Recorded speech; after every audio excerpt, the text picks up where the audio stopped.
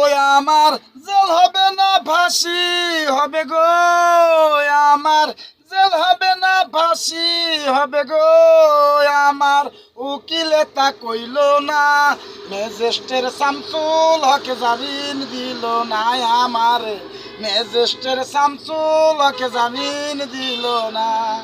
নিজেরাই ঘর পুরিল, থানায় মিথ্যা কেস করিল, আমারে আসামি দিল, হায়রে আজব ঘটনা।